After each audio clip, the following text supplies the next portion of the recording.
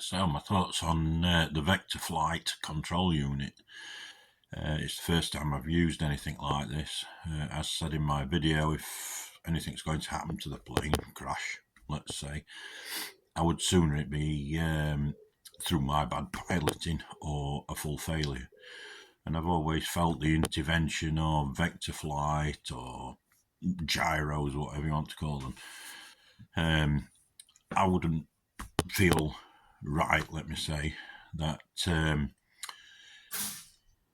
haven't been able to fully control the model before anything disastrous happened. Now, I know you can put it into standard mode, so switch the unit off, but your reactions in time of trouble, I just feel that this would be the last thing I'd be looking for. But this is my own personal opinion.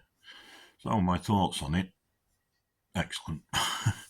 Basically, enjoyed very much using it. It's for this particular model, it smoothed the flight out perfectly in the second mode, which is the dynamic mode. The dynamic mode is basically just taking out any undulations and turbulations in the model. It doesn't do anything other than, I'd even call it a little bit like a heading hold. But anyway, I was very impressed, very pleased with using it in the general flight. In stability mode, it's a full correction and makes it want to fly in that position where you arm the model.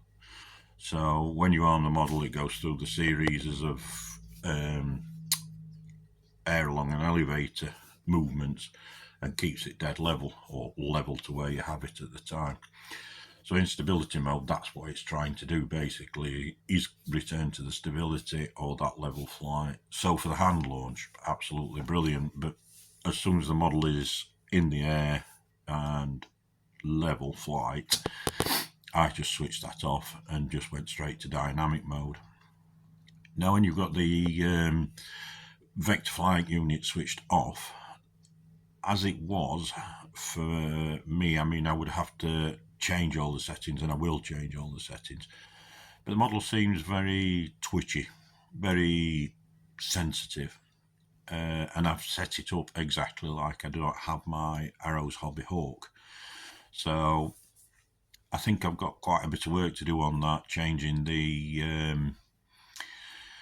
expo settings and things like that. But I like the Vector Flight control. Would consider perhaps in something else, other models, something but very small, twitchy type of model. But this time round for this model, for the L39, it's very, very good, and I did like very much. So, and I will continue to use it. Certainly in the hand launch, it makes a massive, massive difference.